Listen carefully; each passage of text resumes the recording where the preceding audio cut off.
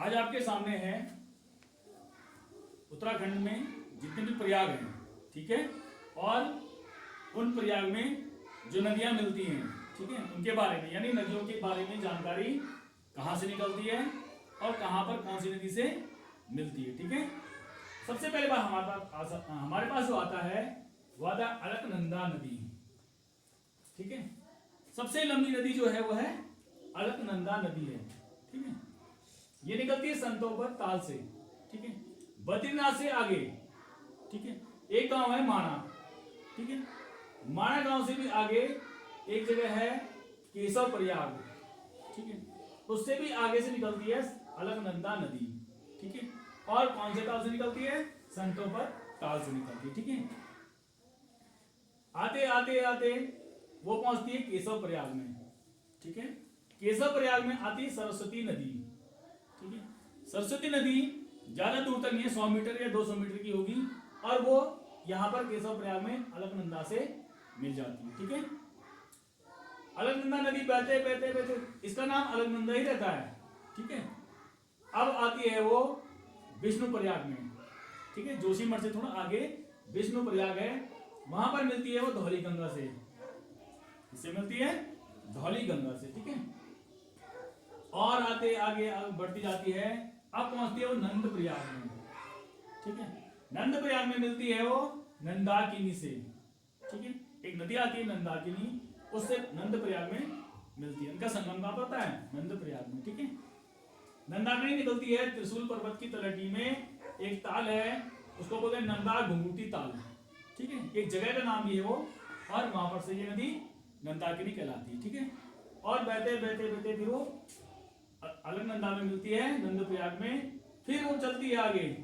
ये मुख्य नदी जो है वो अलकनंदा ही है अभी तक, ठीक है। कौन सी नदी है? अलकनंदा, ठीक है। अब पहुंचती है वो कर्णप्रयाग में, ठीक है। कर्णप्रयाग में आती है पिंडर नदी। कौन सी नदी? पिंडर नदी। पिंडर नदी निकलती है पिंडारी ग्लेशियर से, ठीक है, जो कि बागेश्वर में है, ठीक है, ठीक है। बागेश्वर से आती है पिंडारी नदी, पिंडारी ग्लेशियर से निकलती आती है और कर्णप्रयाग में मिलती है, ठीक है। तब भी उसका नाम अलकनंदा ही रहता है और वो बढ़ती जाती है आगे, ठीक है। अब पहुंच जाती है रुद्रप्रयाग में, ठीक है। रुद्रप्रयाग में इधर से रुद्रप्रयाग से एक नदी आती है जिसका नाम है मंदाकिनी, ठीक है। वो निकलती है चौराबाड़ी ताल से। कहां से निकलती है? चौराबाड़ी ताल से, जिसमें केदारनाथ में जो आपदा आई थी इसी ताल की वजह से आई थी, ठीक है। सन 2013 में जो केदारनाथ आपदा आई थी वो इसी ताल से आई थी।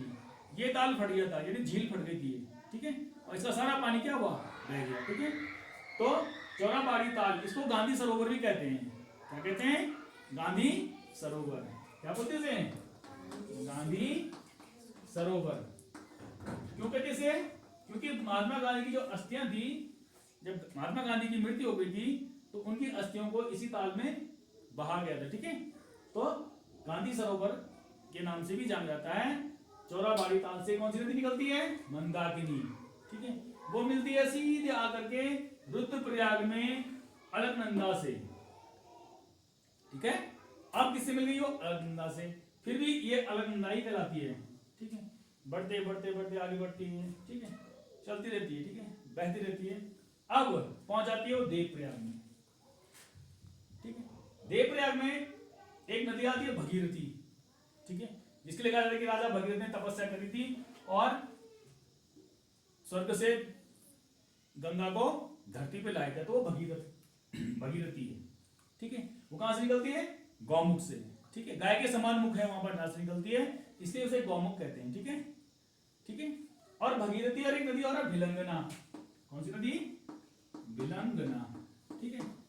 इन दोनों नदियों पर टिहरी में डैम है, जिसे बोलते हैं टिहरी डैम। टिहरी डैम सुना आपने? जो टिहरी डैम बना हुआ है वो भगीरथी और भिलंगना पर ही बना हुआ है, ठीक है। फिर वो धारा, उसकी जो मुख्य धारा है वो बहते बहते बहते आगे चलती रहती है और मिल जाती है देवप्रयाग में।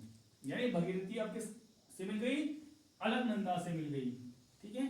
जब वो अलकनंदा से मिल गई तब वो देवप्रयाग में क्या कहलाती है? गंगा।